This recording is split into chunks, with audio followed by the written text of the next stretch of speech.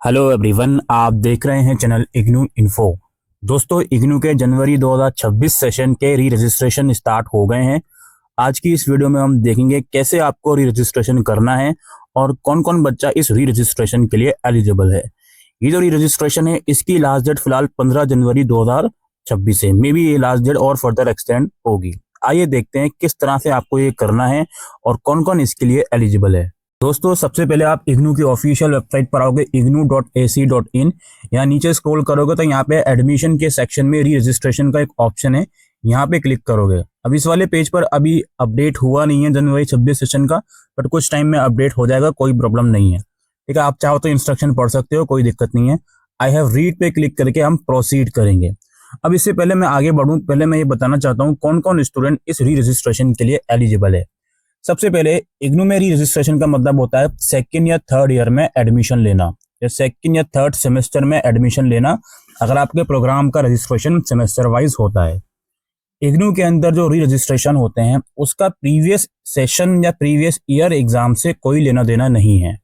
आप previous session या previous semester exams में अपियर हो या ना हो, उससे कुछ फर्क नहीं पड़ता। आप आने वाले ईयर के एग्जाम अगर टाइम पे देना चाहते हो तो री रजिस्ट्रेशन आपको टाइम पर करना पड़ेगा।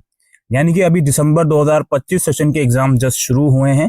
आप अपना री रजिस्ट्रेशन ये मत सोच के करना कि मैं इन एग्जाम्स में अपियर नहीं हो रहा हूं तो क्यों करूं, ये तरह का सवाल नहीं आना चाहिए। अगेन, री रजिस्ट्रेशन अगर टाइम पे करोगे तो सेकंड ईयर के एग्जाम टाइम पर या थर्ड ईयर के एग्जाम टाइम पर दे पाओगे। और आप अगर करंट ईयर के एग्जाम नहीं देना चाहते या फेल हो जाते हो तो वो सारे एग्जाम आपके नेक्स्ट सेशन में कैरी फॉरवर्ड हो जाते हैं, उससे आपका री रजिस्ट्रेशन का कोई भी लेना देना नहीं है। अब बात यह आती है कि री रजिस्ट्रेशन जनवरी 2026 सेशन का किस किस को करना है। सबसे पहले, अगर आपने इग्नू के अंदर जनवरी 2025 सेशन में किसी भी डिग्री लेवल प्रोग्राम में एडमिशन लिया है, BA, BCom, BSc, MA, MCom, MSc, नया एडमिशन लिया है, तो आपको उस पर्टिकुलर प्रोग्राम का सेकेंड ईयर का एडमिशन या री रजिस्ट्रेशन करना पड़ेगा। वहीं अगर आपने किसी बैचलर लेवल प्रोग्राम में जनवरी 2025 सेशन में सेकंड ईयर में एडमिशन लिया था, तो जाहिर सी बात है कि उस प्रोग्राम में आपको थर्ड ईयर में एडमिशन जनवरी 2026 में करना पड़ेगा। अगर आपने, बहुत ध्यान से सुनेगा ये वाली बात, अगर आपने जुलाई 2025 सेशन में किसी ऐसे प्रोग्राम में एडमिशन लिया है जैसे एमबीए, एमसीए या बीसीए, जिसके रजिस्ट्रेशन सेमेस्टर वाइज होते हैं, तो आपको अगले सेमेस्टर का जो रजिस्ट्रेशन है वो अभी करना पड़ेगा। एमकॉम भी एक सेमेस्टर वाइज प्रोग्राम है, लेकिन एमकॉम के रजिस्ट्रेशन एनुअल बेसिस पे होते हैं। तो अगर आपने जुलाई 25 सेशन में एमकॉम में एडमिशन लिया है तो आपको जनवरी 26 सेशन में री रजिस्ट्रेशन नहीं करना। सिमिलरली, अगर आपको जुलाई 2025 सेशन का री रजिस्ट्रेशन करना था लेकिन किसी रीजन से आप नहीं कर पाए, मिस हो गया, तो अब आप जनवरी 2026 सेशन में वो री रजिस्ट्रेशन कर सकते हो। इसके अलावा अगर आपने जुलाई 2025 सेशन में किसी ऐसे प्रोग्राम में एडमिशन लिया है जो एनुअल बेसिस में चलता है, बैचलर या मास्टर्स में, तो आपको जनवरी 2026 सेशन का री रजिस्ट्रेशन नहीं करना। ठीक है ना। अब हम इस वेबसाइट पर आ गए हैं। यहाँ आने के बाद सबसे पहले आप मेक श्योर कीजिए, अगर आपने इस पोर्टल पे अकाउंट नहीं बनाया है तो न्यू रजिस्ट्रेशन करिए। उसके बाद यहाँ पे आपको अपना प्रोग्राम सेलेक्ट करना है, अपना नाम और इनरोलमेंट नंबर लिखना है, कैप्चा कोड डाल के प्रोसीड करना है। आपकी ईमेल पर ओटीपी आएगा, वो ओटीपी डाल के आगे प्रोसीड करना है और एक इस पोर्टल के लिए पासवर्ड क्रिएट करना है। पासवर्ड क्रिएट करने के साथ जैसे ही आप सबमिट करोगे तो रजिस्ट्रेशन इस पोर्टल पे सक्सेसफुल हो जाएगा। अब आप लॉगिन करोगे अपने इनरोलमेंट नंबर और जो पासवर्ड इस पोर्टल के लिए क्रिएट करा है और कैप्चा कोड की मदद से।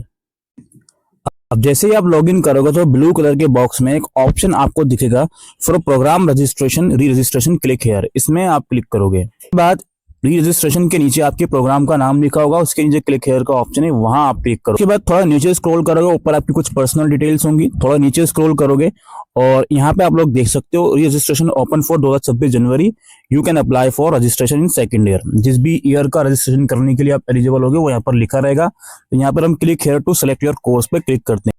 अब सबसे पहले तो आपको ये डिसाइड करना है कि जिस भी ईयर का रजिस्ट्रेशन आप कर रहे हो उसका स्टडी मटेरियल आपको प्रिंट फॉर्मेट में लेना है या हार्ड कॉपी में लेना है। अगर प्रिंट फॉर्मेट में लोगे फीस में 15% का डिस्काउंट मिलेगा।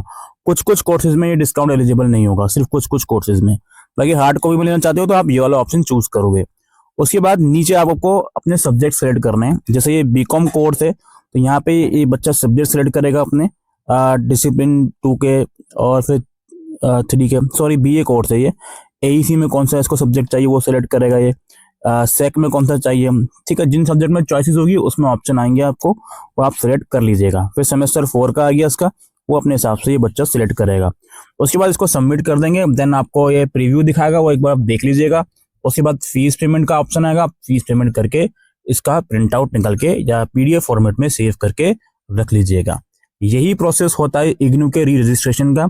अभी रजिस्ट्रेशन शुरू ही हुए हैं। अगर आपका मन ये हो कि सर एग्जाम्स हो जाएं खत्म उसके बाद करेंगे, कोई दिक्कत नहीं है, उसके बाद कर लीजिएगा। इनिशियल टाइम में हो सकता है पेमेंट गेटवेज काम नहीं कर रहे हो तो परेशान मत होना, कुछ टाइम के बाद रजिस्ट्रेशन कर लेना, कोई इसमें प्रॉब्लम वाली बात नहीं है, ठीक है। तो आज 1 दिसंबर से ये शुरू हुए हैं। अगर आप 1 हफ्ता या 2 हफ्ता रुक के भी करना चाहते हो तो भी कोई दिक्कत वाली बात नहीं है, आप अपने हिसाब से इसको कर सकते हो। फिलहाल की अपडेट ये थी कि जनवरी 2026 सेशन की जो रजिस्ट्रेशन है वो शुरू हो गए हैं।